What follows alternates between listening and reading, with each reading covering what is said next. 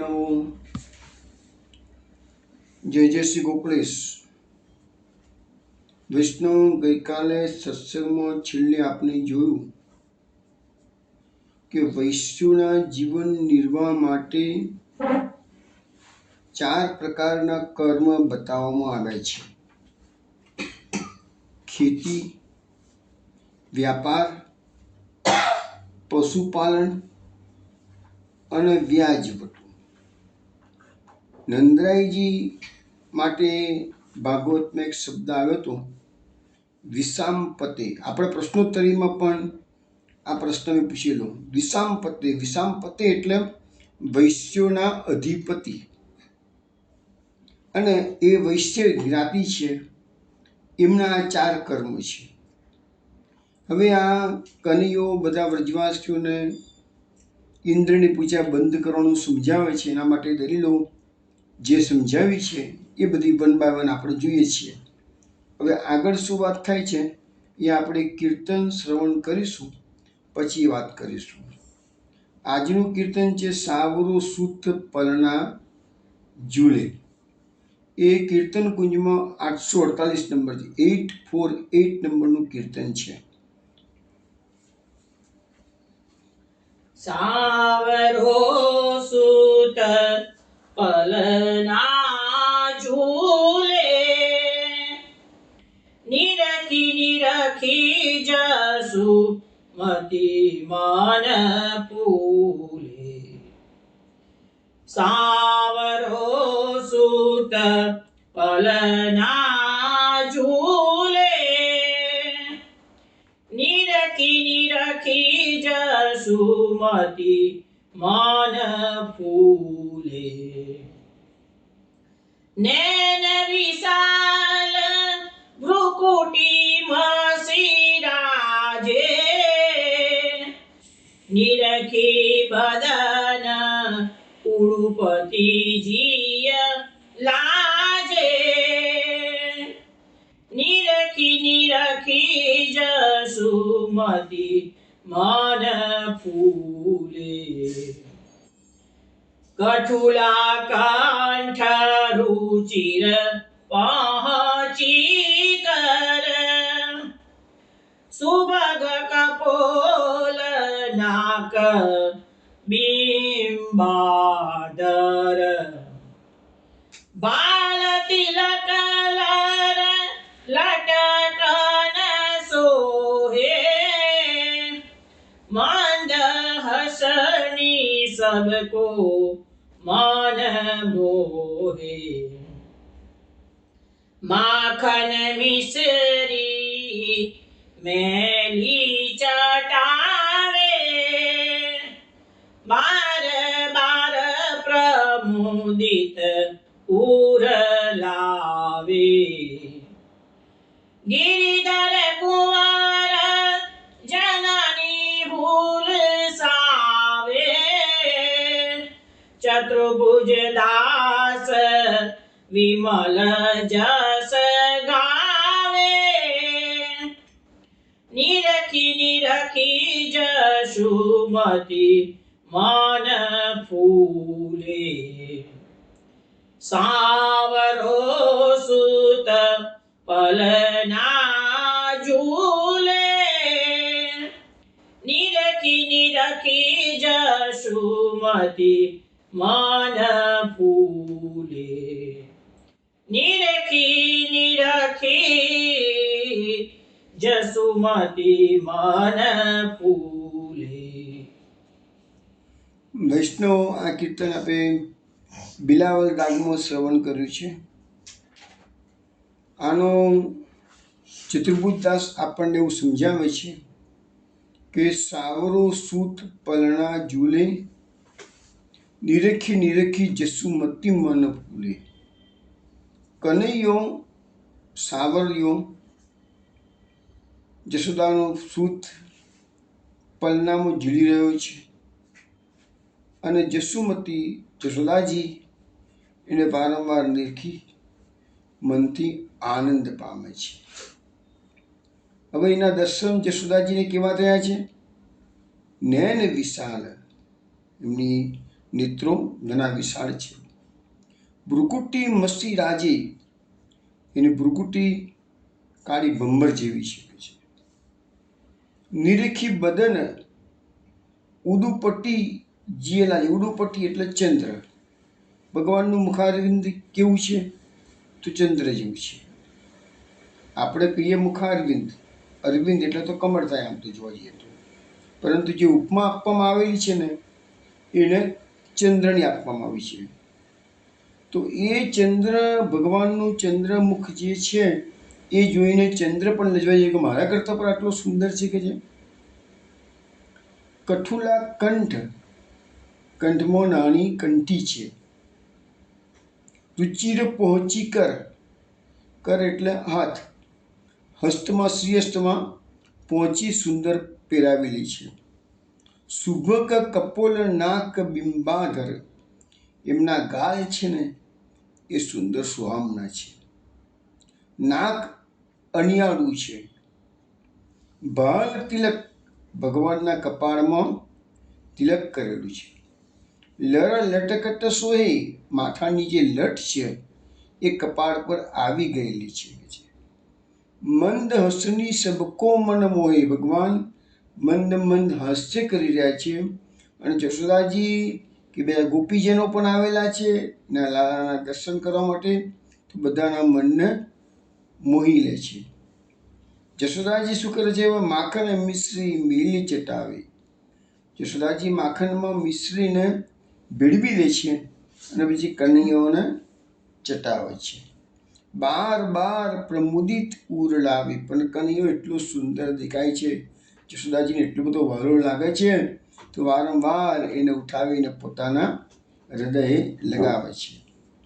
ગિરિધર કુંવર જનની હુલસાવે, જનની એટલે કે માતા જશોદા આ ગિરિધર કુંવરને પરણિયામાં પોઢાડી રહ્યા છે. ચતુર્ભુજદાસ વિમલ જસ ગાવે, ચતુર્ભુજદાસ કે હું દર્શન કરતા કરતા આ ભગવાનના નિર્મલ ગુણો ગાઈ રહ્યો છું, એનો જસ ગાઈ રહ્યો છું કે અમારા પ્રભુ કેવા શોભાયમાન છે.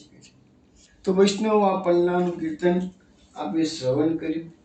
હવે સત્સંગમાં આગળ એક વાત કરવાની કે ગયા શનિવારે જે મેં પ્રશ્ન પૂછ્યો હતો એમાં 3 વૈષ્ણવના જવાબો આવ્યા છે, સાચા છે. થોડાક વૈષ્ણવોની પહેલાં મેં જે પૂછ્યો તો દેવહૂતિવાળો પ્રશ્ન, એ બધા ઘણાના જવાબ આવ્યા હતા, એ બી બધા સાચા હતા. પણ આ વખતના પ્રશ્નમાં મને લાગે છે વૈષ્ણવો થોડા અટવાઈ ગયા લાગે છે, એટલે થોડીક આજે એની બાબતમાં ચર્ચા કરું. પ્રશ્ન એટલો ઇઝી નથી, એટલો અઘરો નથી, ઇઝી પ્રશ્ન છે આ.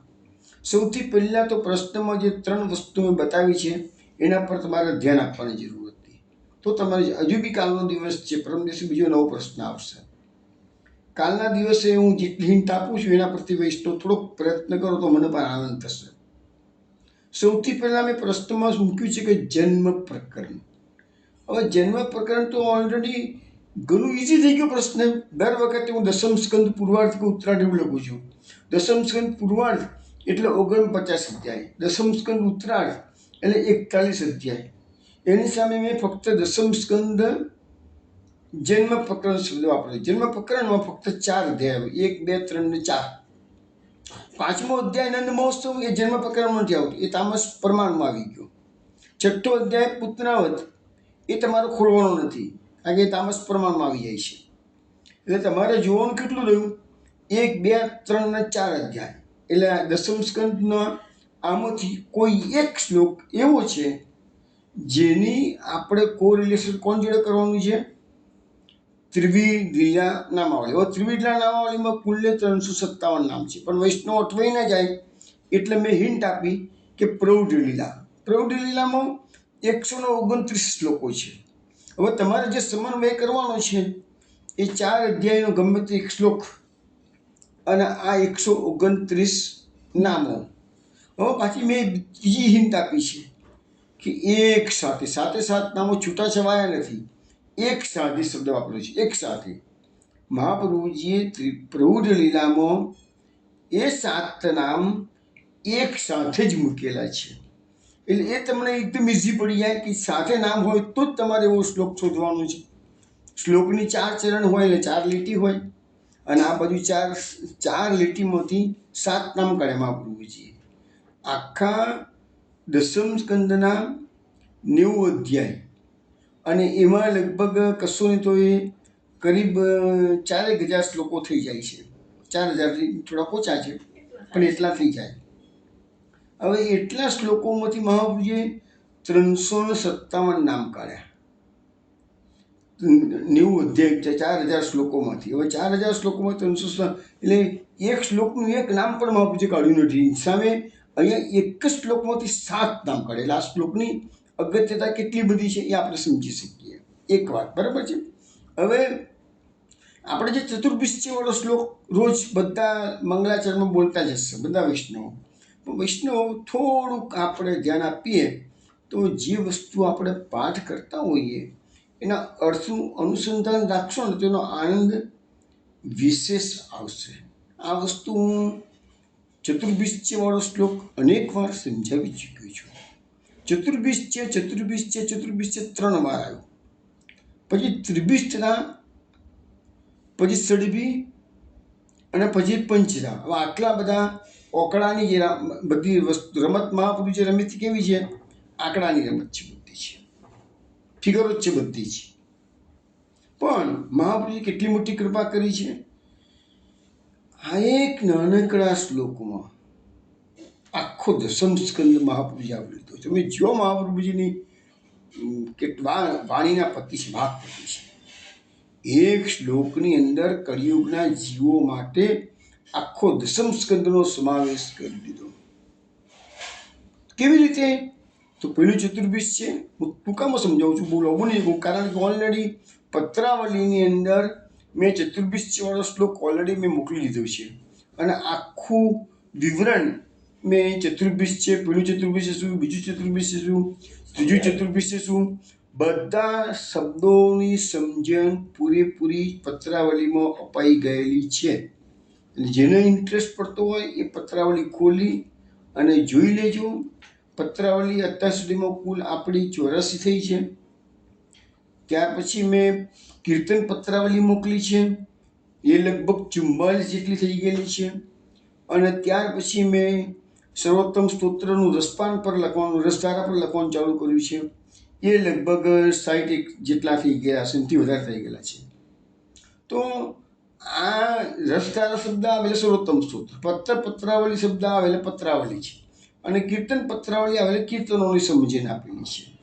આ રીતે મેં 3 વસ્તુ અત્યાર સુધીમાં મારા પ્રથમ કીબન છેલ્લા કેટલા વખતથી હું તમને સર્વોત્તમ રસધારા જ પીરસી રહ્યો છું.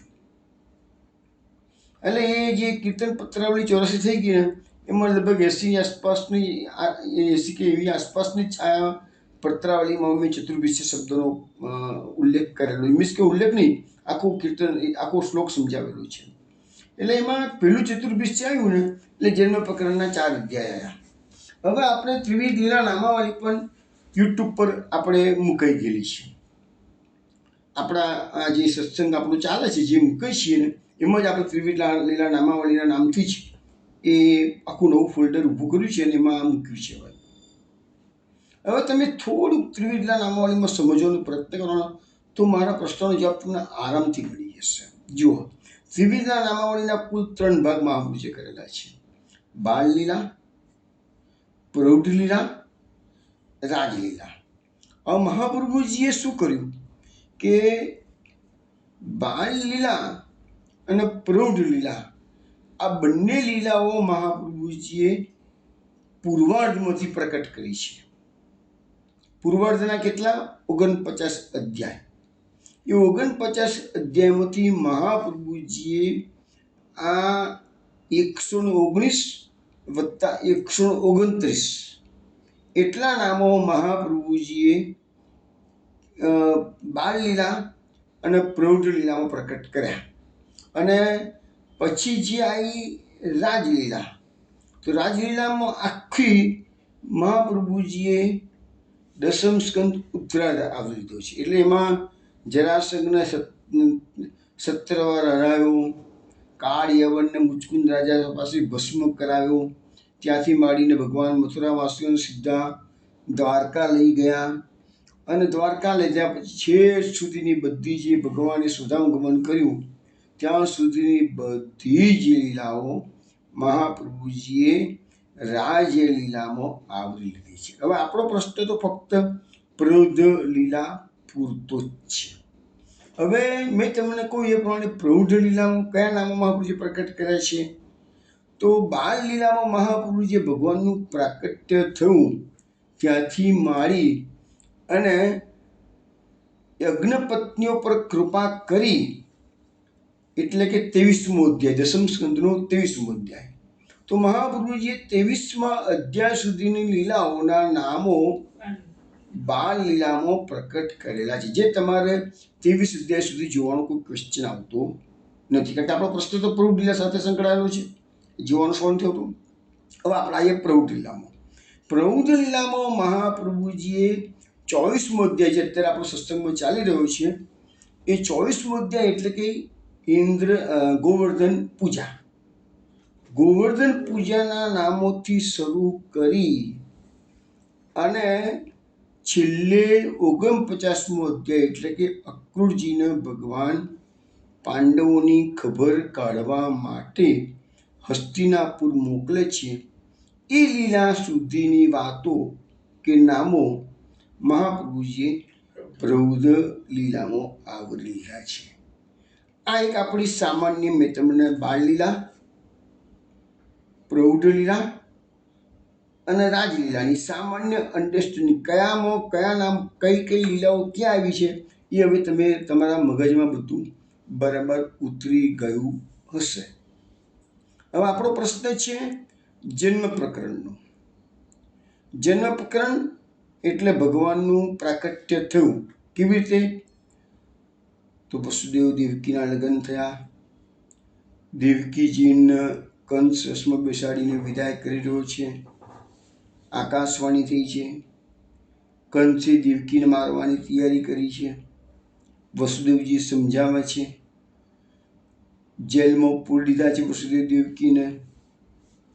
પછી જેમ જેમ પુત્ર થાય એમ વસુદેવજી આપતા ગયા.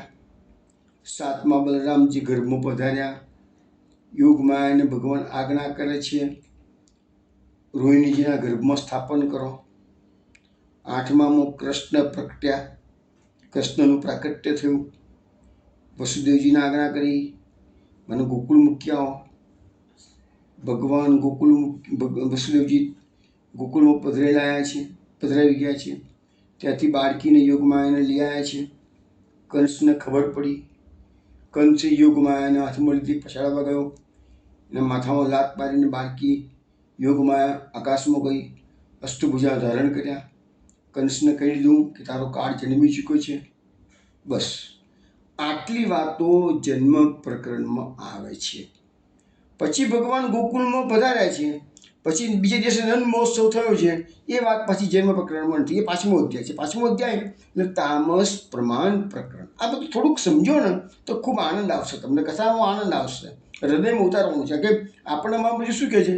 પંચદા હૃદય મમ. શબ્દો જો પકડો મહાપ્રભુજીના, તમારે હૃદયમાં ધારણ કરવાનું છે. ગોખવું નથી કહેતો હું, તમને ખાલી વાંચવાનું નથી કહેતો, શ્રવણ કરવાનું નથી કહેતો, હૃદયમાં ધારણ કરવાનું છે. મહાપ્રભુજીની આજ્ઞા છે પંચદા હૃદયમાં. મારે તમને ખ્યાલ લાગે પંચદા શબ્દો કે તમે સમજાવ્યું છે પત્રાવળીમાં, વાંચજો, ના સમજણ પડે તો મને પૂછજો, ચિંતા ના કરશો. પંચદાનો અર્થ એવો થયો કે જન્મ પ્રકરણ 1, તામસ પ્રકરણ 2, રાજસ પ્રકરણ 3, સાત્વિક પ્રકરણ 4 અને ગુણ પ્રકરણ એટલે કે ષડભી. ષડભી વિરાજતે યોસૌ પંચદા હૃદય મમ. પંચદા એટલે 5 લીલા, 5 પ્રકરણ. કયા? ફેરતી જન્મ પ્રકરણ, તામસ પ્રકરણ, રાજસ પ્રકરણ, સાત્વિક પ્રકરણ અને ગુણ પ્રકરણ. આ 5 પ્રકરણની લીલા મારા હૃદયમાં વસો પંચદા હૃદય મમ. તો થોડુંક હૃદયમાં ઉતારશો ને તેનો આનંદ વિશ્રાપ. કથા સાંભળો છો, આનંદની વાત છે, સરસ સારી વસ્તુ છે, પણ થોડુંક ઉતારતા જવાનું. એક કાને સાંભળી બીજા કાને કાઢી નાખવાનું. હવે તમને પાછા પ્રશ્ન પર આવી છીએ. હવે પ્રૌઢ લીલાની અંદર મેં તમને કહ્યું એ પ્રમાણે ગોવર્ધન પૂજાથી મારીને અક્રૂરજીને હસ્તિનાપુર મોકલ્યા છે ત્યાં સુધીની લીલાઓનો નામો મહાપુરુષે પ્રૌઢ લીલામાં પ્રકટ કર્યા છે. હવે આપણો પ્રશ્ન તો કોણ છે? જન્મ પ્રકરણમાં છે. જન્મ પ્રકરણમાં તો ભગવાનના જન્મ સાથે લેવા દેવા છે. એટલે આ જે લીલા આપણે કીધી ગોવર્ધન પૂજાથી માંડીને અક્રૂર હસ્તિનાપુર ગયા છે ત્યાં સુધી લીલા તો એમાં આવે જ નહીં. પેલું જન્મ થયો, ભગવાનનો જન્મ તો કારાગૃહમાં થયો છે. ગોકુળમાં લઈ ગઈ લીલા પણ આપણે નથી આવતી જન્મ પ્રકરણમાં. એ તો નંદ મહોત્સવ તો પાંચમો અધ્યાય થઈ ગયો એટલે એ બી નથી આવતી. એટલે જન્મની સાથે સંકળાયેલા હોય એવા નામો મહાપુરુષજીએ પ્રૌઢ લીલામાં મૂકેલા છે. આજે મેં અધ્યાયની વાત કરી. ગોવર્ધન પૂજાથી માંડી અક્રૂરજી હસ્તિનાપુર લઈ ગયા, અક્રૂરજી હસ્તિનાપુર ગયા, એ સિવાય જે નામો છે એ નામો તમારે જોવાના છે. હવે બોલો, આટલું તો મેં તમને હિન્ટ આપી દીધી છે. સ્પષ્ટ કરી દીધું. આટલા આ તમે કોઈ બી નામ તમે પ્રૌઢ લીલાના નામો કાઢીને એને ગુજરાતી વાંચો છો. સંસ્કૃતમાં સમજણ ના પડે તો ગુજરાતી વાંચો. ગુજરાતી વાંચશો તરત તમને ખબર પડશે આ તો ભાઈ ગોવર્ધન પૂજા છે, આ તો પછી કંઈ બી આ લીલા છે, પેલી લીલા છે, પેલી લીલા છે, એમ તમને વાંચો. તો એ લીલા સિવાયના નામો કયા જોઈએ? ને બી 7 નામો સાથે હોવા જોઈએ. 7 નામો સાથે હોવા જોઈએ. અને આ બાજુ તમારા 100, 125 કે 150 શ્લોકો જોવાના છે. મને ખબર નહીં ચાલતા 4 અધ્યાયમાંથી કેટલા શ્લોકો છે, પણ એક જ શ્લોક એવો છે એમાંથી 7 નામો મહાપુરુષે કાઢે છે. એટલે મારો પ્રશ્ન છે. હવે તમને હિન્ટ આપી દીધી વૈષ્ણવ. હવે થોડી મહેનત કરજો. અને અત્યાર સુધીમાં 3 વૈષ્ણવનો જવાબ આવ્યા છે. એ 3ને ધન્યવાદ. સાચા જવાબો છે, મહેનત કરે છે, ખૂબ આનંદ થાય છે એમને. અને એ જેવી રીતે ગઈ વખતે દેવૂતીવાળા પ્રશ્નોનો જવાબ ઘણા વૈષ્ણવ આપ્યું છે, એવી રીતે આશા રાખું છું કે ફરીથી મહેનત કરીને આ પ્રશ્નોત્તરીનો તમે જવાબ તારો તો મારે શું છે કે તમે થોડીક ભાગવત ખોલવાનું મન થશે તમને, બીજું કશું નથી. ચાલો વૈષ્ણવ, સત્સંગમાં આપણે આગળ વધીએ. હવે ગઈ વખતે આપણે ગઈકાલે જે છેલ્લે શ્લોક જોયો હતો, કૃષિ વાણિજ્ય ગોરક્ષા કુશિદમ તુર્યમુચ્યતે વાર્તા ચતુર્વિધા તત્ર વયમ ગોવૃત્તયોનિસમ. એટલે કે ખેતી, વ્યાપાર, ગોપાલન, વ્યાજવટુ, આ 4 વૈશ્યોના જીવન નિર્વાહના કર્મ છે. પણ ભગવાન કહે છે તો આપણે ગોવાળિયા છીએ, આપણે તો ખાલી ગાયો પાડીને આપણું જીવન નિર્વાહ કરીએ છીએ. અને આ ગોધન છે એ જ આપણી આજીવિકા છે. માટે આપણે ઇન્દ્ર સાથે કોઈ લેવા દેવા આપણી તો નથી છે. એવું ભગવાને સ્પષ્ટ શબ્દોમાં કહી દીધું. ઇન્દ્ર સાથે આપણી કોઈ લેવા દેવા નથી, બરાબર છે, કોઈ પ્રયોજન નથી. મહાપુરુષે સુબોધનીજીમાં એટલું વિશેષમાં બતાવ્યું છે કે આ જે વૈશ્યોના જે 4 ધર્મ બતાવ્યા છે એ આપણે ગઈ પેલા બી વાત થઈ કે કર્મની વાતો આપણે ઘણી બધી કરી છીએ. તો એ જ વસ્તુ અહીંયા એ કર્મ, કે વૈશ્યનું કર્મ શું છે? તો આ 4 વસ્તુ છે. એમાં મહાપ્રભુજી એવું કહે છે કે એમાં જે વ્યાજ વટાથી જે લોકો જીવન નિર્વાહ કરે છે એ નિંદિત કર્મ છે કે છે. એટલે વ્યાજની ગણના એ પાપમાં ગણાય છે, એવું મહાપ્રભુજી સુબોધનીજીમાં લખ્યું છે. એટલે બાકીનું રહ્યું ખેતી, વ્યાપાર અને ગોરક્ષા. તો આ 3 વસ્તુ રહી. પણ આ લોકો તો જે વ્રજવાસીઓ હતા એ તો બધા જ ગોધન પર જ ચાલતું હતું. ગાયો આટલી બધી ખાલી નંદરાયજીના તો 9 લાખ ગાયો હતી, તો બીજે બધે તો અસંખ્ય ગાયો હતી. અને એ ગાયોના દૂધ, દહીં, ઘી, માખણ નીકળતું હતું. એ મથુરાજીની ગોપીઓ વેચી આવતી હતી. એમાંથી જે દ્રવ્ય મળતું હતું તો એ લોકોનું જીવન નિર્વાહ એવી રીતે ચાલતું હતું. આપણે બધા જાણીએ છીએ આ બધી વાતો. એટલે ભગવાન સમજાવે છે કે ભાઈ આ બધામાં ઇન્દ્રનો કોઈ રોલ આવતો નથી કે છે. આગળ સત્વમ રજસ્તમ ઇતિ સ્થિતિ ઉત્પત્તિ અંત હેતવ રજસોત્ત પદ્ધતે વિશ્વમ અન્યનમ વિવિધમ જગતમ. એટલે કે સત્વગુણ, રજોગુણ, તમોગુણ, આ 3 ગુણો ભગવાને જે વિશ્વમાં ઉત્પન્ન કરેલા છે એનાથી સત્વગુણથી સ્થિતિ થાય છે, ઉત્પત્તિ થાય છે. રજોગુણથી સ્થિતિ થાય છે અને તમો ગુણથી લય થાય છે. સત્વગુણથી ઉત્પત્તિ, કે આપણે કહીએ છીએ કે બ્રહ્મા છે, સત્વગુણથી સ્થિતિ થાય છે. તો બ્રહ્મા છે એ રજોગુણી છે, એનું કામ છે ઉત્પત્તિનું કામ છે. સત્વગુણ વિષ્ણુનું છે. વિષ્ણુનું કામ શું છે? કે જગતનું પાલન પોષણ કરવાનું છે, એટલે સ્થિતિનું કામ આવ્યું. અને શંકરનું કોણ છે? તો તમોગુણી છે, એનું કામ શું છે? સંહાર કરવાનું છે, લયની સ્થિતિ આવી. એટલે ત્રણ દેવોને આ ત્રણ કામ ભગવાને આપી દીધા. ત્રણ દેવો છે, બ્રહ્મા, વિષ્ણુ, મહેશ, ત્રણને અલગ અલગ કામ આપી દીધા. અને અહીંયા શું કહે છે કે રજોગુણમાંથી વિશ્વ ઉત્પન્ન થયું છે, અને વિવિધ પ્રકારનું જે જગત છે એ એકબીજામાંથી ઉત્પન્ન થયેલું છે. કારણ કે વરસાદ પડશે તો એમાંથી અનાજ પાકશે, ખેતીવાડી થશે, બધું વનસ્પતિ ઉગશે, વનસ્પતિના કારણે જીવોનું નિર્વાહ ચાલશે, એટલે એ પજોત્પત્તિ કરશે. બીજા અનેક પ્રકારના જીવજંતુને પણ વનસ્પતિમાંથી ખોરાક મળી રહે છે. એટલે બધા એકબીજાના પર આધાર રાખીને બેઠેલા છે. તો અહીંયા મહાપ્રભુજી સુભદ્રની જેમ એમ સમજાવે છે કે આ ઇન્દ્ર પણ રજોગુણીના આધાર રાખીને જ કામ કરે છે. બ્રહ્મા છે એ વિશ્વની ઉત્પત્તિ કરે છે, તો પણ રજોગુણનો સહારો લે છે, કે છે બધાને કહે છે. તો કહે છે કે અન્યોન્ય એટલે એકબીજાથી ઉત્પન્ન થાય, એટલે કે અંકુરમાંથી બીજ ઉત્પન્ન થાય, બીજમાંથી પાછું વૃક્ષ, એટલે બીજમાંથી વૃક્ષ, અને વૃક્ષમાંથી પાછું બીજ.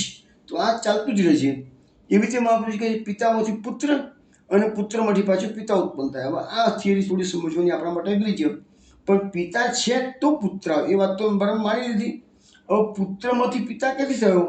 તો એના માટે શું છે કે ભાગવતમાં જ્યારે બલરામજી નૈમિષારણ્ય પધાર્યા અને એમને રોમહર્ષણ જે પુરાણી કથા કરતા હતા એને મારી નાખ્યા, કંઈ એને બલરામજીને માન ના આપવું. એટલે તો બધા ઋષિઓએ કીધું કે આ તમે એવું કેમ કર્યું? કે અમારી 1000 વર્ષનું અમે સત્ર લઈને બેઠા છીએ, અમારું સત્ર અધૂરું રહી જશે, કે છે.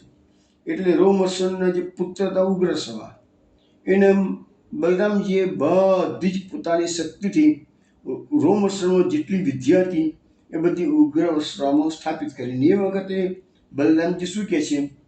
આત્મા વૈ પુત્ર ઉત્પન્ન ઇતિ વેદાનુશાસનમ તસ્માદસ્ય ભવેદ ભક્તા આયુરિન્દ્રિય સત્વવાન. એટલે કે છે બલરામજી બોલે છે કે વેદોનું કેવું છે કે આત્મા જ પુત્રના રૂપે ઉત્પન્ન થાય છે, તેથી રોમહર્ષણના સ્થાને તેના પુત્ર ઉગ્રશ્રવાને હું બધી જ વિદ્યાઓ આપી દઉં છું, કે છે. ખાલી સંકલ્પ માત્રથી બોલો બલરામજીએ રોમહર્ષણમાં જેટલી વિદ્યા હતી એ બધી ટ્રાન્સફર કરી દીધી. અને પુરાણોની કથાઓ સંભળાવશે તમને. મારી શક્તિથી ઉગ્રસવાને દીર્ઘાયુ, ઇન્દ્રિય શક્તિ અને પૂરેપૂરું બળ આપું છું, કે છે. કે તમારું 1000 વર્ષનું આયુષ્ય છે, તો 1000 વર્ષનું સત્ર છે, 1000 વર્ષ સુધી તમને કરશે.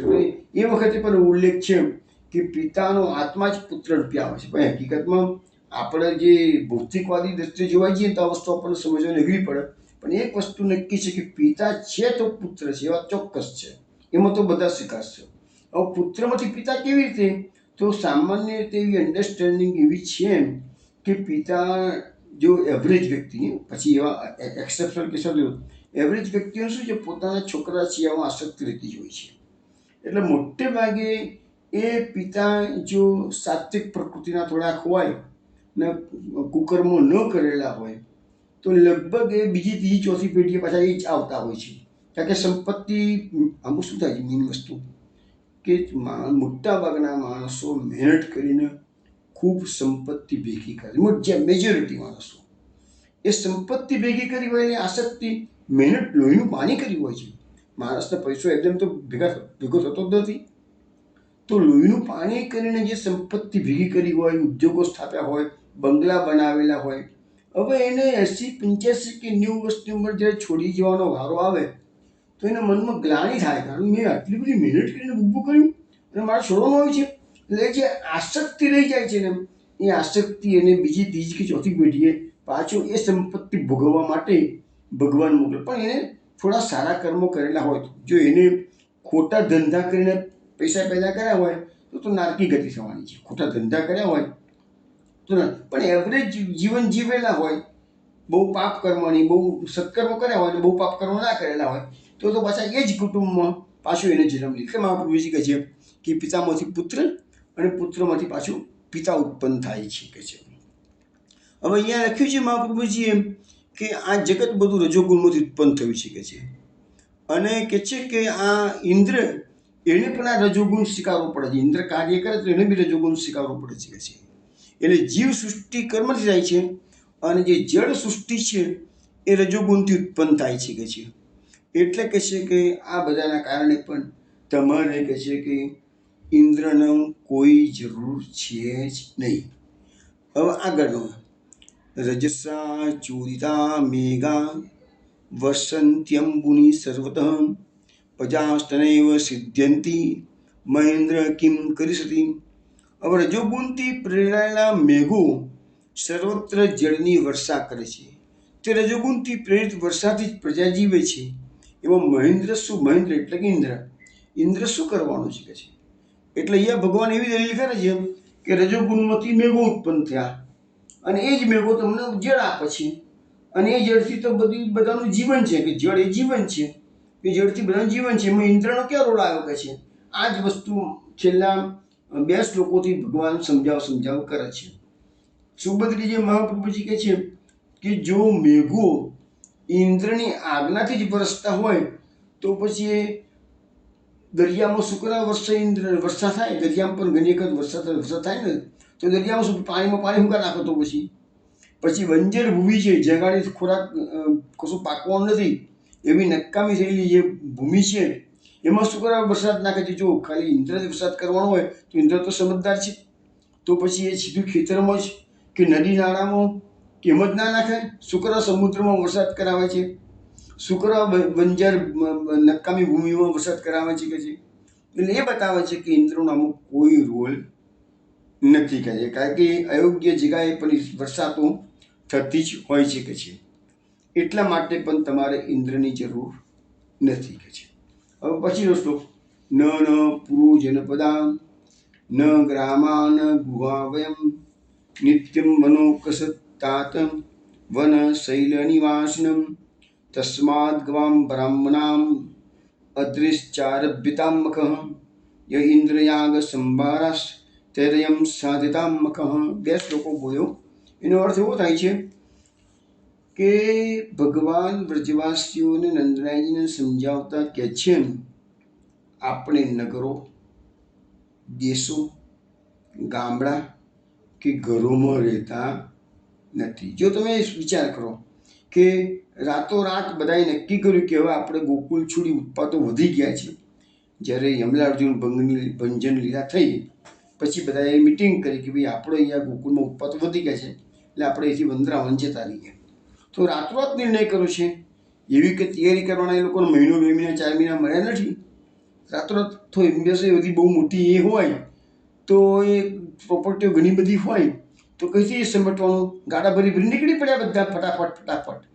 તો એટલે લખ્યું છે કે આપણે તો ઘરમાં રહેતા નથી, આપણા કોઈ ગામડા નથી, નગર નથી, દેશ નથી, કશું નથી. આપણે તો હંમેશા વનમાં રહેનારા વનવાસી છીએ કે છે. અને આપણે તો વન અને પર્વત પર નિવાસ કરનારા છીએ. માટે ગાયો, બ્રાહ્મણો અને ગિરિરાજજીનો યજ્ઞ શરૂ કરો. હવે જો પહેલી જ વાર ભગવાને હિન્ટ આપી. અત્યાર સુધી એમ હતું કે ઇન્દ્રની જરૂર નથી, ઇન્દ્ર શું કરશે એ બધી વાતો કરી. બ્રજવાસીઓ શાંતિથી લાલાની વાત સાંભળ્યા કરી. હજુ સુધી ભગવાને એ ઘટસ્ફોટ નહોતો કર્યો કે ઇન્દ્રની પૂજા બંધ કરીને તમારે શું કરવું. પહેલા જ વાર આ શ્લોકમાં ભગવાને એ આજ્ઞા. ભગવાનનું વક્તવ્ય 18 શ્લોકોમાં છે. હવે પૂરું થવાની તૈયારી છે 18 શ્લોકો. પણ છેલ્લા ભગવાન બોલે છે કે ગાયો, બ્રાહ્મણો અને ગિરિરાજજીનો યજ્ઞ શરૂ કરો. એટલે તમે બધા વ્રજવાસીઓ ઇન્દ્રયાગ માટે જે સામગ્રી તૈયાર કરેલી છે એ તમે હવે સિદ્ધ કરો. આના ગિરિરાજજીના ધરાવો. હવે મહાપ્રભુજીએ ત્રિવિધા નામાવલીમાં એક નામ પ્રકટ કર્યું આ શ્લોક પરથી. હવીર મંત્ર દેવતા મૂળ બોધકાય નમઃ. હવીર મંત્ર દેવતા મૂળ બોધકાય નમઃ એવું નામ કેમ મહાપ્રભુજી મૂક્યું છે આ શ્લોક પરથી? હવી એટલે ગાયો, ગાયોનું દૂધ. દૂધમાંથી ઘી, અને એ ઘી યજ્ઞ કુંડમાં હોમવામાં આવે એટલે હવી, જે હોમવામાં આવે એ પદાર્થને હવી કહેવાય. તો એ ગાયો છે તો હવી મળીને, એટલે કહે છે કે ગાયોનું પૂજન કરવું. પછી બ્રાહ્મણોનું પૂજન કેમ કીધું? તો તમારા યજ્ઞ કરવો હોય તો મંત્રો કોણ બોલશે? બ્રાહ્મણો બોલશે. નંદરાયજી બધા તો વૈષ્ણવ છે, વૈષ્ણવનું કામ નથી આ, એટલે મંત્રો બ્રાહ્મણો બોલવાના છે, એટલે બ્રાહ્મણોનું પૂજન કરો. પછી ગિરિરાજજી કોણ છે? તો સબ દેવન કો દેવ, એટલે દેવતાનું પૂજન. તો હવી, મંત્ર અને દેવતા, એટલે મૂળ બોધ કાયનમાં આ ત્રણેયનું જે મૂળ છે એ ગાયો, બ્રાહ્મણો અને ગોવર્ધન પર્વત. તો એને તમારું પૂજન કરવાનો ભગવાન ઉપદેશ કર્યો છે, માટે લખ્યું છે બોધ કાય નમઃ. હવે વૈષ્ણવો, અહીંયા આપણે એક કીર્તન શ્રવણ કરીશું, 7 વર્ષ સાવરો બોલે તો તુત્રાત.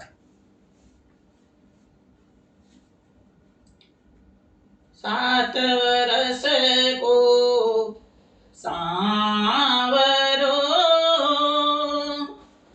बोलत हैं तूत घात। 7 वर्ष को सांवरो बोलत हैं तूत घात।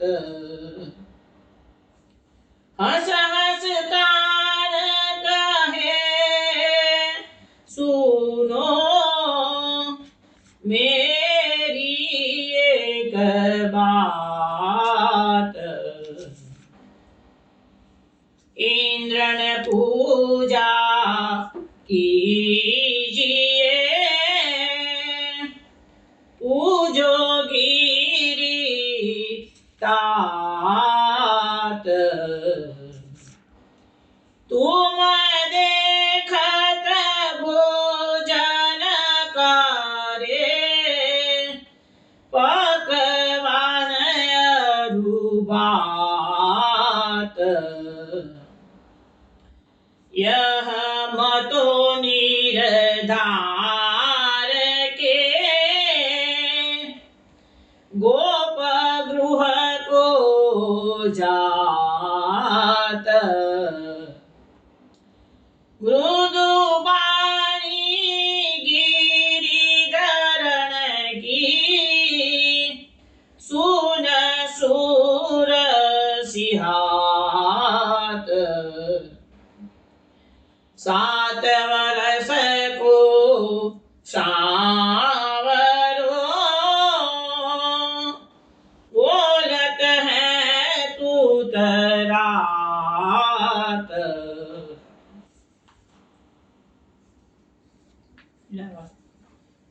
વૈષ્ણવ આ કીર્તન આપી બિલાવલ રાગમાં શ્રવણ કર્યું છે. આની અંદર સુરદાસજી કહે છે કે 7 વર્ષ કો સાવરો બોલત હે તુતરાત.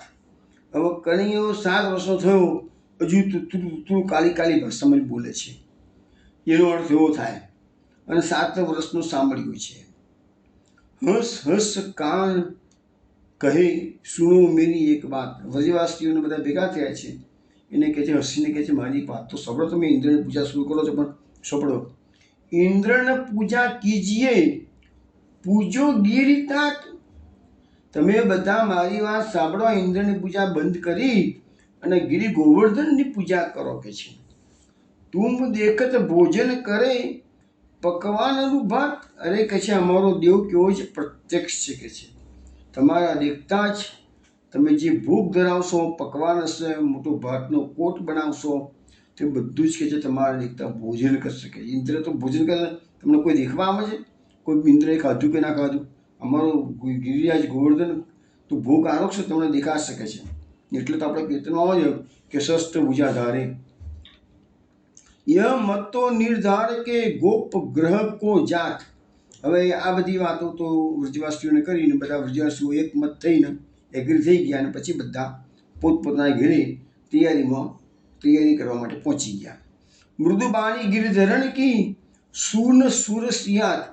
અને આ ગિરધરને આજે જે મૃદુવાણીમાં બધા વ્રજવાસીઓને નિમિષ્ટ કરી દીધા છે, એ વાતો સાંભળી સુરદાસજી કહે છે હું પણ કે સાંભળી અને આનંદિત થઈ ગયો છું.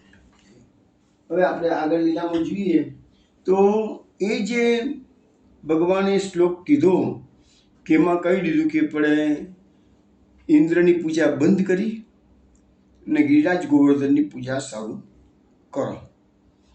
હવે મહાપ્રભુજી સુબોધનીજીમાં ડિટેલ્સમાં કહે છે અગ્નિહોત્ર કરનારાઓની જેમ ઇન્દ્ર આહુતિ ગ્રહણ નહીં કરે એનો આપણને ડર નથી. એટલે કહે છે કે કોઈ યજ્ઞ તો કરવાનો જ કીધો તો યજ્ઞમાં આહુતિ લેવા માટે ઇન્દ્ર કદાચ ના પણ આવે.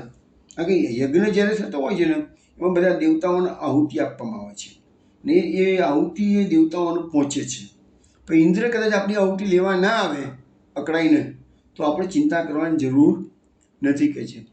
દિશાઓના દેવ તરીકે પણ આપણે ઇન્દ્ર જ્યાં કે અમારા ઘર જ ઠેકાણા વિનાના હોય તો પછી દિશાઓના દેવની જરૂર શું છે આપણે કહે છે. એટલે એનો પણ આપણે ડર રાખવાનો કે આપણા લોકોના ઘર નથી કહે છે. આપણે તો બધા વનવાસી છીએ એટલે વનનો તો કોઈ સ્વામી નથી હોતો કે છે. અને આપણે તો બધા પર્વતની તળેટીમાં રહેનારા છીએ કે છે. અને વનસ્પતિ એ વૈષ્ણવ છે અને વિષ્ણુ એ પર્વતોના સ્વામી છે. માટે કહે છે કે આપણે કે જે વૈષ્ણવ યાગ કરવો એટલે ગોવર્ધન યાગ જે છે ને એનું નામ મહાપ્રભુજીએ વૈષ્ણવ યાગ એવા શબ્દોનો પ્રયોગ સુબોધની કર્યો છે. ભાગવતમાં નથી લખ્યું પણ મહાપ્રભુજીએ વૈષ્ણવ યાગ શબ્દોનો પ્રયોગ કર્યો છે. આગળ મહાપ્રભુજી કહે છે કે ભગવાન એમ પણ કહે છે કે આ વૈષ્ણવ યાગમાં બ્રાહ્મણો અને ગાયો એ વિષ્ણુના બે અંગ છે. બ્રાહ્મણો અને ગાયો એ વિષ્ણુના બે અંગ કહેવાય. બ્રાહ્મણોમાં મંત્રોની સ્થિતિ છે, આપણે કીધું હવીર મંત્ર એટલે મંત્રોની સ્થિતિ છે. અને ગાયોમાં દ્રવ્ય એટલે કે હવી દૂધ દહીં ને ઘી સ્થિત છે. એટલે આપણે કીધું ને ગાયોનું પૂજન કરવાનું કીધું, બ્રાહ્મણનું પૂજન કરવાનું કીધું. એનું કારણ આ છે કે ગોવર્ધન પર્વત સ્વયં દેવતા છે એટલે હવીર મંત્ર દેવતા 3 શબ્દો આવી ગયા. માટે વૈષ્ણવ યાગ કરવું ઉચિત છે. માટે ગાયો બ્રાહ્મણો અને ગોવર્ધન પર્વતનો યજ્ઞ તમે શરૂ કરો એવું ભગવાને કહેવાય. ગોવર્ધન પૂજા પણ સાથે બ્રાહ્મણોની બી પૂજન કરવાનું છે અને ગાયોનું પૂજન કરવાનું. આપણે જે અંદર આગળ આવશે બધું જ. હવે ભગવાન શું કહે છે કે મહાપ્રભુજી શું કહે છે કે નંદગામનો જે પહાડ છે અને બરસાનાનો પહાડ છે તો કહે છે નંદગામનો પહાડ છે એ શિવ સ્વરૂપ છે, બરસાનાનો પહાડ છે એ બ્રહ્મા સ્વરૂપ છે અને જે ગોવર્ધન પર્વત છે એ વિષ્ણુનું સ્વરૂપ છે. એમ 3 પર્વત વ્રજમાં 3 પર્વત મુખ્ય કહેવાય નંદગામ, બરસાના અને ગોવર્ધન. આગળના શ્લોકમાં પચ્યંતામ વિવિધા પાકાહ સુપાંતા પાયસાદય સંયાવા પૂપસસ્કુલ્ય સર્વદોશ્ચ ગૃહ્યતામ. એટલે ભગવાન એવા આજ્ઞા કરે છે બધા બ્રજવાસીઓને કે વિવિધ પ્રકારના પાકો તૈયાર કરો, છેલ્લે પછી સૂપ તૈયાર કરજો, દૂધપાક વગેરે બનાવો, સંજાવની ખીર, માલપુઆ, વડા, જલેબી વગેરે તૈયાર કરો. અને આજનું બધું દૂધ હોય ગાયોનું નીકળેલું એ બધું આજે વાપરી કાઢો કે છે. અને જો વધે દૂધ તો વાછરડાને પીવડાવી દેજો. ભગવાને ઇન્સ્ટ્રક્શન આપી દીધી એટલે મથુરા લઈ જવાનું નથી કે છે. સુબોધનીજીમાં મહાપ્રભુજી કહે છે વિવિધા પાકા એટલે વિવિધ પ્રકારના શેકવાના, પાણીમાં બાફવાના, તેલ, ઘી, દૂધ, દહીંમાં સિદ્ધ કરવાના પાકો, જુદા જુદા પ્રકારના ભોજનના પદાર્થો સિદ્ધ કરો. એ બધા તૈયાર થઈ જાય પછી દાળ તૈયાર કરો. પકવાનું સિદ્ધ કરવામાં ઘણો સમય લાગે છે એટલે દાળ પહેલાં તૈયાર કરી રાખવામાં આવે તો ઉતરી જાય. ખીર બનાવતા બહુ આ બધું મહાપ્રભુજી સુબોધીમાં લખ્યું છે.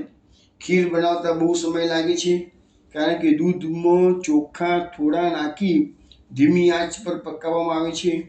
માટે ખીર પહેલાં તૈયાર કરવી જોઈએ અથવા પહેલાં દેવો માટે પાક તૈયાર કરો, મધ્યમાં લૌકિક મહાપુરુષો માટે પાક તૈયાર કરો અને છેલ્લે સાધારણ પુરુષો માટે દાળ સિદ્ધ કરો. પછી આગળ લખ્યું છે સૈયાવ એટલે લાપસી.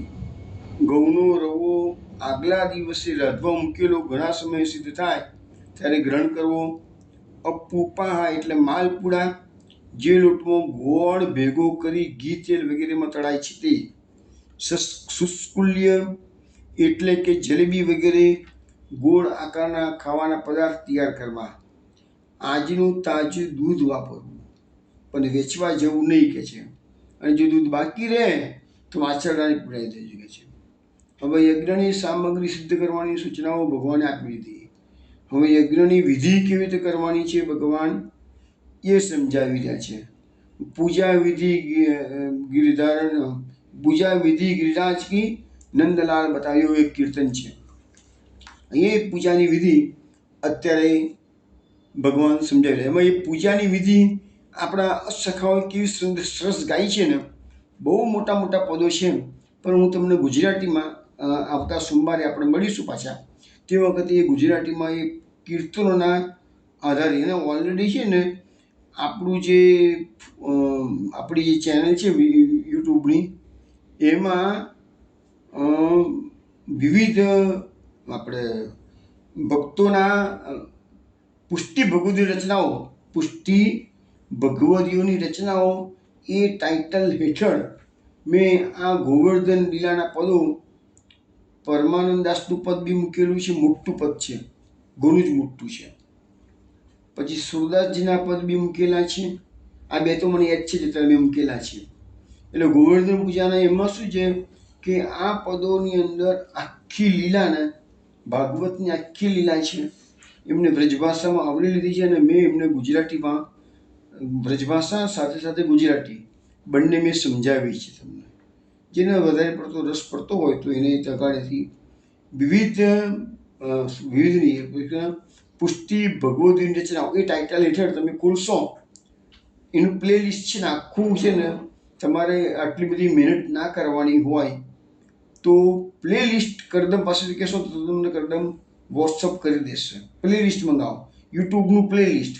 એ પ્લેલિસ્ટનો ફાયદો શું છે કે જેવું તમને એ ચેનલ ખોલશો ને એટલે સીધા જ કયા ફોલ્ડરો પ્લેલિસ્ટ આવશે. એટલે કયા ફોલ્ડરો તમારે પછી આ પુષ્ટિ, આપણું પુરુષોત્તમ સહસ્ત્રનામ કે વ્રજ રસી પુષ્ટિ પરિક્રમા, એ બધું નહીં ખોલવાનું. સીધું જ તમારે પુષ્ટિ ભગવદી રચનાઓ ખોલવાનું. અને એમાં તમારે પછી જે થોડાક જ ફોલ્ડર છે, બહુ નથી, એટલે એ ફોલ્ડરમાં થોડીક જ ફાઇલો છે.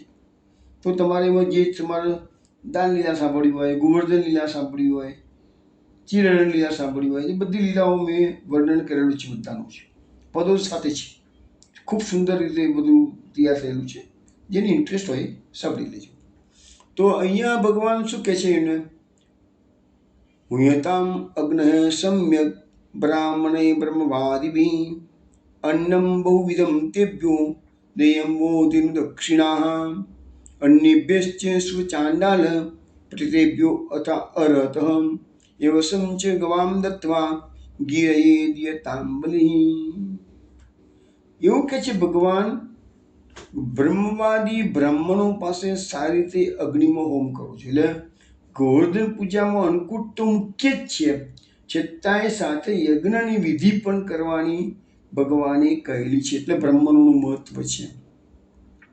અને અગ્નિમાં હોમ કરવા માટે જે દૂધ પાયસ બનાવે એ દૂધમાંથી બનાવે, જે ઘી હોય એ દૂધમાંથી તૈયાર થાય. એટલે પણ એમને ગાયોની પૂજન કરવાનું કહ્યું છે. તે બ્રાહ્મણો યજ્ઞની વિધિ કરે છે, પછી એને અનેક પ્રકારનું અન્ન આપવું, દક્ષિણામાં ગાયો આપવી. અને પછી એ સિવાય વ્રજમાં રહેનારા જે ક્ષત્રિયો અને બીજા વૈશ્યો વગેરે જે છે એની ઉપરાંત કૂતરા, ચાંડાલ અને પતિતોને પણ તેમની યોગ્યતા પ્રમાણે આપજો. ભગવાન કેટલું બધું ધ્યાન રાખે છે. કૂતરા શુદ્ધાન આપવાનું કીધું છે. ચાંડાળ હોય નીચેની જાતિના એ લોકોને પણ આપવાનું કહ્યું છે. ગાયોને ઘાસ ખવડાવવાનું અને ગિરિરાજજીને બલિ ચડાવવાનો, ગિરિરાજજીને અન્નકૂટનો ભોગ ધરાવવાનો. તો ભગવાન બધાનું ધ્યાન રાખેલું છે. એટલે ભગવાને પૂજનની વિધિ કેવી બતાવેલી છે તો વ્રજના સર્વ જીવોને એનાથી આનંદ મળી જાય.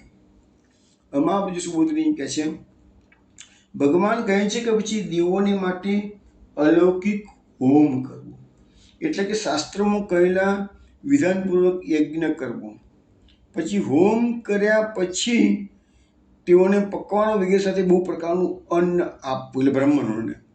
પછી ભગવાન બ્રાહ્મણોને કહે છે કે આ બધું તમને આપવું અને ઉપરથી ગાયો દક્ષિણામાં આપવાની, અને માત્ર બ્રાહ્મણોને જ નહીં, આ પ્રસંગે અન્ય વર્ણો, ક્ષત્રિય, વૈશ્ય, બીજા બધા જે છે એ ઉપરાંત કૂતરા, ચાંડાલ, પતિતોને પણ તમારે આપવાનું શીખે છે. પછી લખ્યું છે કે પછી ગાયોને ઘાસ નિરવાનું. આજે ગાયોને ચરવા લઈ જવાની નથી. પછી ગિરી ગોવર્ધનને બલિ આપવાનું એટલે કે અન્નકૂટ કરવાનું છે. અને સર્વોત્તમ અન્નનો ઢગલું ગિરિરાજજી આગળ કરવાનું. અને પછી ગોવાળિયાઓ કે શું કરવાનું પછી? તો શું કહે છે કે સ્વલંકૃતા ભુક્તવંત સ્વનું લિપ્તા સુવાસસ પ્રદક્ષિણમ ચ કુરુત ગોવિપ્રાનલ પર્વતાન. એટલે કે છે ભગવાન પેલા ગોવાળિયાઓને કહે છે આ પ્રમાણે બધી તૈયારી થઈ જાય પછી તમારે સારા વસ્ત્ર અલંકાર ધારણ કરવાના, ભોજન કરીને અંગ પર ચંદન વગેરે સુવાસિત દ્રવ્યોનો લેપ કરવાનો, ગાયો, બ્રાહ્મણો, અગ્નિ અને ગિરિરાજજીની પ્રદક્ષિણા કરવાની. જો ગિરિરાજજીની પરિક્રમા કરવાનું તો ભગવાને પણ કીધેલું છે. અને આપણા પુષ્ટિમાર્ગ સિવાય પણ અન્ય વૈષ્ણવ સંપ્રદાયો પણ ગિરિરાજજીની પરિક્રમા કરે છે. ગિરિરાજજી એ કળિયુગમાં સાક્ષાત દેવ છે. ગિરિરાજજી ભગવત સ્વરૂપ છે અને એના પરચા આજે પણ લોકોને બધાને મળે છે. તો એ ગિરિરાજજીની પરિક્રમા કરવાનું વિધાન તો આપણા શાસ્ત્રોમાં પણ છે અને આપણા આચાર્યો જે પ્રાચીન થઈ ગયા એ બધાની વાર્તા સાહિત્યમાં પણ આવે છે. એમને ગિરિરાજની પરિક્રમા કરેલી છે. મેં સાકરચંદ બાબાનું જેનો સ્વદેહ ગોરખધામમાં પ્રવેશ થયો હતો એની થોડી વાતો મેં ક્યારેક કરેલી છે. મૌની બાબા કહેતા હતા એને, સાકરચંદ બાબા કહેતા હતા. એને સાક્ષાત એમના જે પ્રકટ થઈ અને એને ભક્તિ માર્ગે સંન્યાસની દીક્ષા આપી હતી. અને એને 6 મહિના સુધી સાકરચંદ બાબાને બ્રજમાં વિચરણ કરવાની આજ્ઞા આપેલી છે.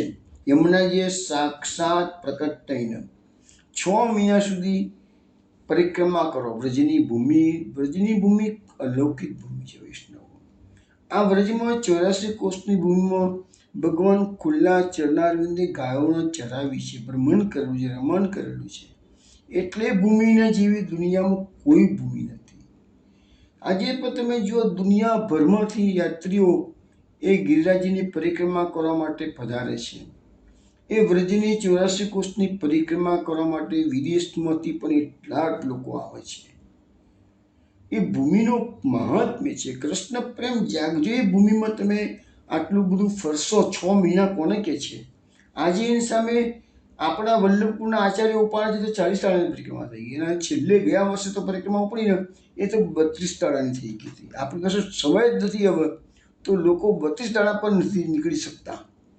આખી જિંદગી નીકળી જાય છે લોકોની પણ યાત્રા કરવા જતા નથી. પણ અહીંયા આપણને સમજાવવામાં આવે છે. આપણા પ્રાચીન આચાર્યોએ પણ આપણને આ વસ્તુ કહેલી છે કે છે તો ગાયો, બ્રાહ્મણો, અગ્નિ અને ગિરિરાજજીની પ્રદક્ષિણા કરવાની. અને આપણા તમે જો કીર્તનો વાંચો તો એમાં કીર્તનો પણ આવે છે. ભગવાને પરિક્રમા બધા વ્રજવાસીઓને લઈ અને ગિરિરાજજીની પરિક્રમા કરેલી છે એવું આપણે કીર્તનમાં આવે છે.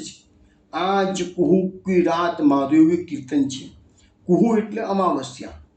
ભગવાને કારતક સુધી 11 દિવસે ગિરિરાજજીને અન્નકૂટાનો ગાયો, પણ એની અગાઉની રાત્રિ એટલે દિવાળીની રાત્રિ એને બધા વ્રજવાસીઓને લઈ અને ગિરિરાજજીની પરિક્રમા કરી આખી રાત. અને એનું વર્ણન પણ આપણા કીર્તનોમાં પણ આવે છે અને ભાગવતમાં પણ આવશે વર્ણન. મહારાજ સુભદ્રીનો પણ ઉલ્લેખ કરેલો છે. તો આજ કુહુ કી રાત માધુ. કુહુ એટલે અમાવસ્યા. આપણે બ્રજભાષાના શબ્દો સમજો તો કીર્તનનો આનંદ વિશેષ આવશે.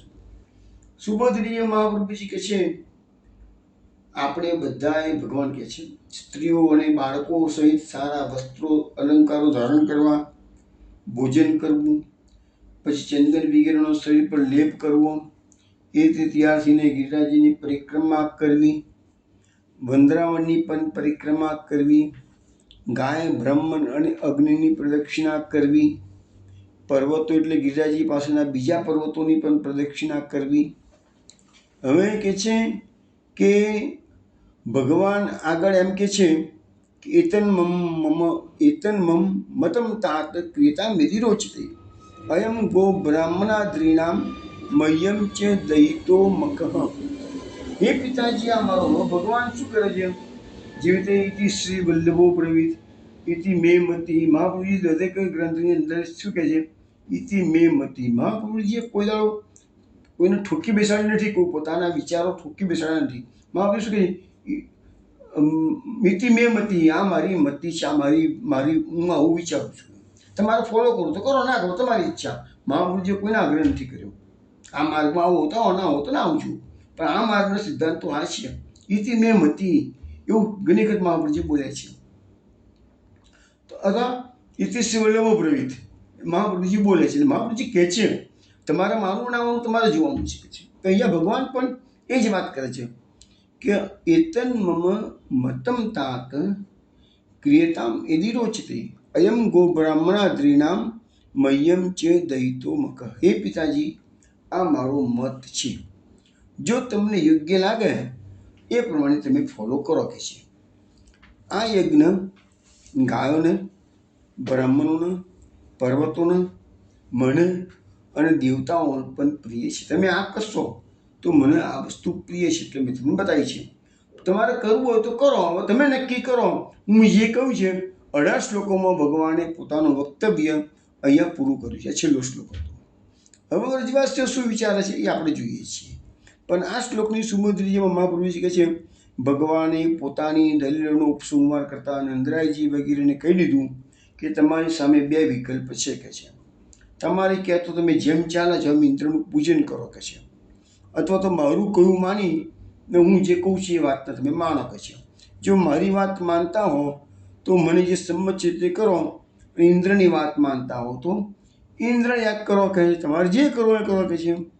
હવે ભગવાન મહાપ્રભુજી સુમધુરી વિશેષમાં કહે છે માત્ર મારા આગ્રહથી જ મારું કહ્યું ના કરશો. જો ભગવાન પોતાનો મત ઠોકી બેસાડતા નથી, માત્ર મારા આગ્રહથી જ મારું કહ્યું કરશો નહીં.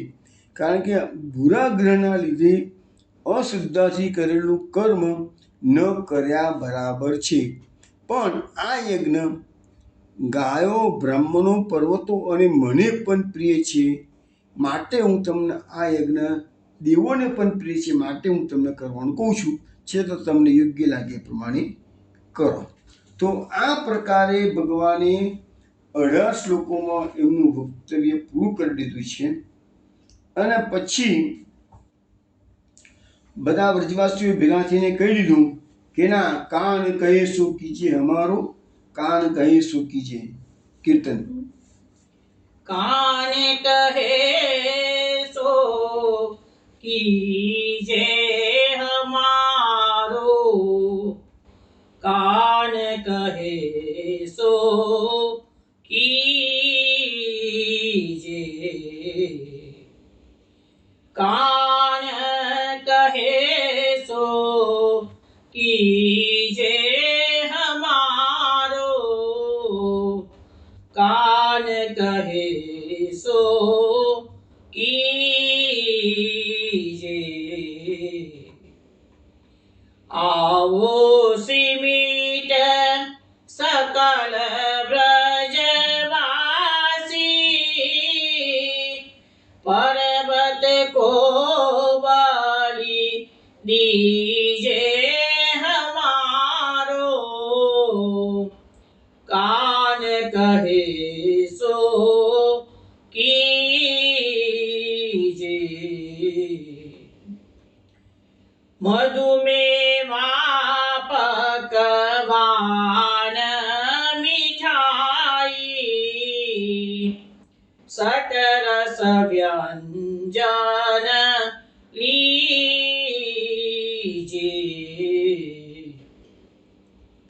આશ કરન પ્રભુ મોહન નાગર, આશ કરન પ્રભુ મોહન નાગર, પાન્યો પછાવરી પીજે હમારો,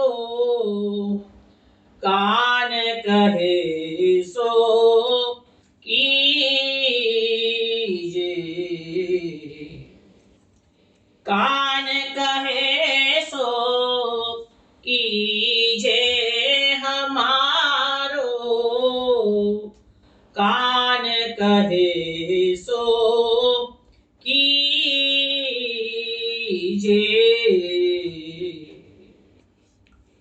વૈષ્ણવ આ કીર્તન આપે કાનલો રાગો શ્રવણ કર્યું છે. આ કીર્તન આસ્કર રાજાનું બનાવેલું છે. એમાં નંદરાયજી બધા કનૈયાએ 18 શ્લોકોમાં એમનું વક્તવ્ય પૂરું કર્યું છે અને કહી દીધું કે તમને યોગ્ય લાગે કરો. હું કહું એમ કરો ને એવું નહીં, તમને યોગ્ય લાગે એમ કરો, કહી દીધું. બરાબર છે. હવે નંદરાયજી બોલવા ઊભા થયા છે અને એમને બધા વ્રજવાસીઓ, નંદરાયજી એના મુખ્યા છે, બધા વ્રજવાસીઓને શું કીધું છે? કાન કહીશું કીજે અમારું, કાન કહીશું. નંદરાયજી કહે છે ભાઈ હું કનૈયાની વાતથી હું પૂરેપૂરો સંમત છું કે છે. હું તમને બધાને કહું છું કે કનૈયો કહે છે એમ બધા કરો કે છે. આવો સીમિત સકલ વ્રજવાસી પર્વત કો બલીડી. જેવા આપણે કનૈયાએ કીધું છે પ્રમાણે બધા વ્રજવાસીઓ ભેગા થઈને તમે આવી જાઓ કે છે અને આ ગોવર્ધન પર્વતને જ આપણે બધી જે સામગ્રી સિદ્ધ કરી છે એ બધા બલી એટલે કે ભોગ, અન્નકૂટનો ભોગ એ ગોવર્ધન પર્વતને ધરાવી દઈએ છે. મધુ મેવા પકવાન મીઠાઈ સતરક્ષ વ્યંજન લીજે, એટલે મધ જોડે લઈ આવજો. મેવા એટલે સૂકા મેવા, લીલા મેવા વગેરે લાવજો. પકવાનો અનેક જાતના વ્યંજનો તૈયાર કરો, તમે મીઠાઈઓ તૈયાર કરો કે છે. સતરસ વ્યંજન એ 6 પ્રકારના રસવાળા, ખાટા, કુરા, કડવા, તુરા બધા એવા 6 પ્રકારના વ્યંજન તમે લઈ આવો. આસકર્ણ પ્રભુ મોહન નાગર પાન્યો પછાવરી પીજે. હવે આસકર્ણ રાજા કે છે કે અમારા પ્રભુ કહેવાય છે મોહન છે, નાગર છે કે છે. પાન્યો પછાવરી પીજે. આ અન્નકૂટનો ભોગ આરોગશે પછી ઘણું પાણી પીવા જોઈશે કે છે ભગવાનને. પાણી એટલે પાણી, પછાવરી એટલે પાછળથી, પીજે કે છે એટલે ભગવાનને કે છે ભગવાનને પીવડાવવાનું છે. તે કામ ઇન્દ્રની સેવા. ભગવાને એ ઇન્દ્રએ ભલે આટલો બધો મુસળધાર વરસાદ વરસાવ્યો હોય પણ ભગવાને એની સેવાને માની છે. ભગવાને ઇન્દ્રને ધુતકાર્યો નથી. ભગવાને ઇન્દ્રને ભલે પશ્ચાતાપ થયો, ઇન્દ્રને માફી માગી છે, બધું આવશે, પણ અહીંયા પાણીઓ પછાવરી પીજે, પાછળથી કે છે પાણી પણ પી શકે છે. પણ એના માટે વ્રજવાસીઓએ મહેનત નથી કરવાની, એ મહેનત ઇન્દ્રને કરવાની છે. ચાલો વૈષ્ણવ, અહીંયા આપણો સત્સંગ આજનો પૂરો થાય છે.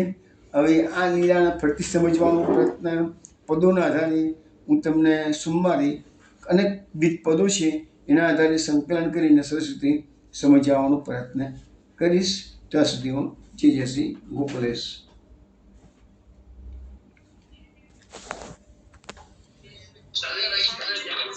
જય શ્રી ગોકુલેશ. જય શ્રી ગોકુલેશ. જય શ્રી ગોકુલેશ.